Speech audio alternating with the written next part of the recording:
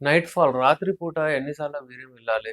మంత్స్‌లో ఎన్నిసార్లు ఇంతకుముందు కూడా నేను వీడియో చేశాను. ఇప్పుడు కామెంట్స్ చాలామంది ఏమడుగుతున్నారంటే, వీర్యము నాది యూజువల్లీ ఎళ్ళిపోతుందండి. రాత్రి పూట పడుకోగానే ఎళ్ళిపోతుంది. 15, 20 టైమ్స్ అంటే ఒక నెలలో 15, 20 టైమ్స్ నా వీర్యం వెళ్ళిపోతుంది అంటున్నాడు. ఇది కరెక్టా? నార్మలా? ఏదైనా దీనికి ప్రాబ్లమా? అది ఈరోజు కనుక్కుందాము. నార్మల్ రేషియో ఏంటి అది కూడా చూద్దాము. వీర్యము రాత్రి పూట అబ్బాయిలకు, పెళ్లి కాని అబ్బాయిలకు ఏందంటే వారానికి 2 సార్లు ఓకే. దానికంటే ఎక్కువ కాకూడదు. మీరు ఇది నోట్ చేసి పెట్టుకోండి.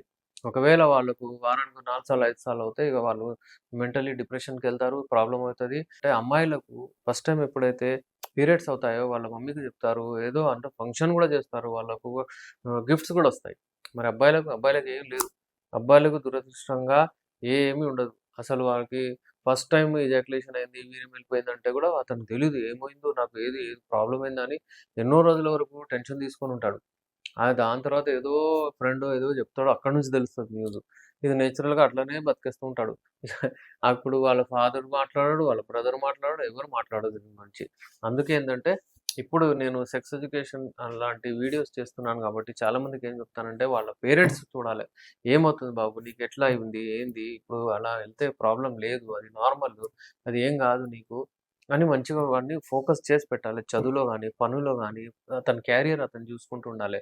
ఊకే ఫోను చూసుకుంటూ కూర్చుంటే రాత్రంతా ఇదంతే పని చేసుకుంటూ ఉంటారు. తర్వాత ఏంటంటే వాళ్ళకు మళ్ళీ రాబోయే రోజుల్లో ఎరెక్టైల్ డిస్‌ఫంక్షన్, శీఘ్రస్ఖలనం ఈ ప్రాబ్లమ్స్ అన్నీ వస్తాయి.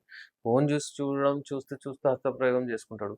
ఈ అలవాట్లో పడిపోతాడనమాట. అయితే మీరు గమనించండి మీ అబ్బాయి ఎప్పుడైతే లోన్‌లీ ఉంటానంటాడో, తలుపులు పెట్టుకొని ఉంటాడో, డోర్స్ ఓపెన్ పెట్టుకోడు, ఇలాంటివి ఎప్పుడైనా చేస్తుంటే మీరు డెఫినెట్‌లీ గమనించండి అతనేదో తప్పు చేస్తున్నాడు.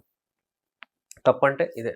ఈ బూత్ సినిమాలు చూడడం, హస్తప్రయోగం చేయడం ఇవన్నీ ప్రాబ్లమ్స్ ఉంటాయి. అతను ఒంటరిగా పెట్టుకోండి. అది నేచురల్. అతను ఎలాగెళ్తాడు. అదే వెళ్తున్నావా కాబట్టి నిన్నక్కడి నుంచి తీస్తున్నాను. అలా ఉన్నావు, ఇలా ఉన్నావు అని చెప్పకూడదు అతనికి. మీరు ఇంటెలిజెంట్‌లీ టాకిల్ చేయండి. అతన్ని అక్కడ తీసుకొచ్చి చదువు పెట్టండి. మీరు బెడ్‌రూమ్‌లో ఒంటరిగా పెట్టకండి. మీరు పడుకోండి అతనితో పాటు. ఇలా ఏందంటే ఇద్దరిని, ముగ్గురిని మీరు పెడితే టైం ప్రకారం పడుకోవాలి. వాళ్ళు 10 లోపల ఎలాగైనా పడుకోవాలండి పిల్లలు. ఎప్పుడైనా సరే పెళ్లి కాని అబ్బాయిలు. మళ్ళీ పొద్దున 4 గంటలకు, 5 గంటలకు లేసాలి. లేవంగానే వాళ్ళకి ఎక్సర్‌సైజ్, రన్నింగ్ అది ఇది చేయించి, స్నానం చేసి, తయారు చేసి, వాళ్ళ పనులకు వాళ్ళు వెళ్ళిపోవాలి. ఈ రొటీన్ మీరు ఫాలో అవుతే వాళ్ళు ఎప్పుడు చెడు చేయరు. నార్మల్ ఏమవుతుందండి ఇవాళ రేపు 11, 12, 1 గంట, 2 గంటల వరకు వాళ్ళు చూస్తున్నారు. ఫోను చేతిలో ఉంటది. చదువుకుంటున్నామంటారు. ఏదేదో చేస్తుంటారు. హస్తప్రయోగం చేస్తారు. రాత్రి పడుకునేప్పుడు 3, 4 అయితది. పొద్దున్న లేసే వరకు వాళ్ళకు 11, 12 అవుతది. ఇలాంటి వాళ్ళకేంటంటే ఈ సమస్యలు రావడం ఖాయం.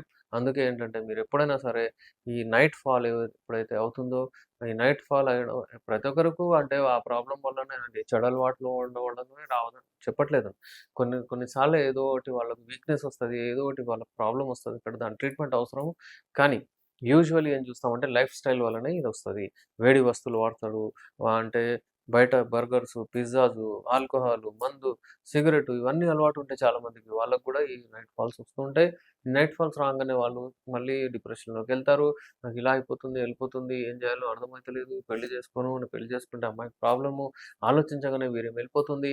ఇవన్నీ క్వెషన్స్ ఇవన్నీ వాళ్ళ మైండ్‌లో వేటాడుతూ ఉంటాయి. అందుకే ఏంటంటే వీర్యం ఎప్పుడైనా సరే మీ కంట్రోల్‌లో ఉండాలి. మీరెప్పుడంటే అప్పుడెళ్ళాలి. అలా ఉండాలి. ఒకవేళ మీరు పెళ్లి కాని అబ్బాయిలుంటే నేచురల్ వేలో వారానికి ఒకసారి ఓకే. వారానికి అంటే నెలకు 4 సార్లు ఓకే. ఇంకో 2 సార్లు అన్నా గాని పర్వాలేదు. 6 టైమ్స్. దానికంటే ఎక్కువ అవుతే మీరు ఇమ్మీడియేట్‌లీ కాంటాక్ట్ అవ్వాలి డాక్టర్‌తో. వేడి వస్తువులు ఆపేయండి మీరు. వేడివి ఆల్కహాల్ తాగడము, దాని మీద మళ్ళీ ఏదో మిర్చులు, బజ్జీలు అవి ఇవి బయట అన్ని తినడం, టీలు, కాఫీలు ఇవన్నీ బ్యాడ్ హ్యాబిట్స్ అవన్నీ ఆపేయండి. అవన్నీ ఆపేస్తే మీకు డెఫినైట్‌లీ ఈ ప్రాబ్లమ్‌తో మీరు దూరంగా ఉండొచ్చు. నేను మీ డాక్టర్ ఎస్.ఆర్. రెహమాన్ ఎండీ యునాని నాంపల్లి, హైదరాబాద్.